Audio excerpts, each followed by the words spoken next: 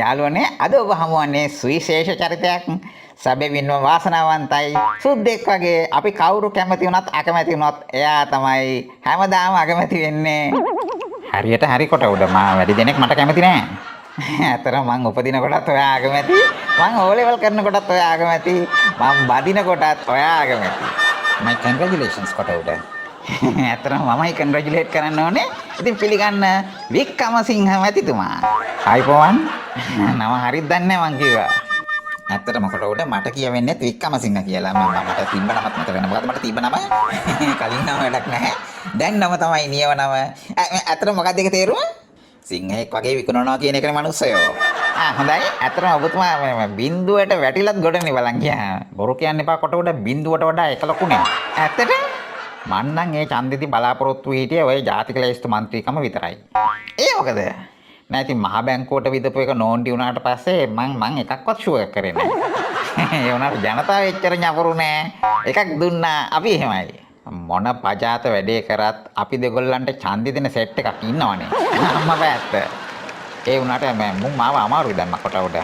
ඒ කියන්නේ දැන් ඊළඟ ඡන්දෙදි මට ඒ තිබ්බ එකක් ලැබෙන්නේ නෑ මේ විදියට. අනේ පව් ඉතින් ඔයාලට අකමැතිකම බාර නොගෙන ඉන්න තිබුණානේ. මුන් අයියලා මල්ලිලා ටික ඇවිත් මට වැඳලා කිව්වනේ බාර ගනින් මචෝ කියලා. ඒ කියන්නේ ඔයා තමයි ගැලුම් කාරයා. හොරා. මේ මෙච්චර ලොකු සීනි නමක් ගිලපු එක පේන්නෙම ඉඳද්දී මට හොරා කියන එක වැරදිනේ කොට උඩ. ඇයි එහෙම කියන්නේ? නෑ ඉතින් මහ බැංකුවට අරපු එක සීනි නව ගිලපු එකෙන් භාගෙටත් අඩුයිනේ. ඇත්ත. නෑ නිකන් හිතලා බලන්න මං ආවේ නැත්තම් මේ අක්කෝ වල දාපු තැන්වල මේ වෙනකොට ගසුත් පැලවිලා කියලා කියමනක් තියෙනවා. ඇත්ත මේ ඔයාට වින්සිත් දෙන්න.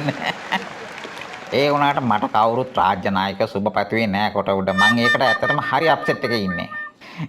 ඒ ඇයි කියලා මාත් අහන්න හිටියේ ලොක්කා. පස්ස දොරෙන් ගෙවල් වලට රින්ගනේ උන්න කවුරුත් ගණන් ගන්න නෑ ඒකයි. අනේ මට නම් දුකයි වෙන හේතුවට හැබැයි. මම මොකක්ද හේතුව? දැන් ඔයා තනියම මැති සමේ බැට් කරනවා. ඔයාගේ සෙට් එක ගෙවල් වල ඉඳන් හුරේ දානවා. මං හිතන්නේ මං ගියාත්මේ තනියෙන් පින් කරලා තියෙන්නේ ඒකයි. හොඳයි. ඊළඟ ප්‍රශ්නේ.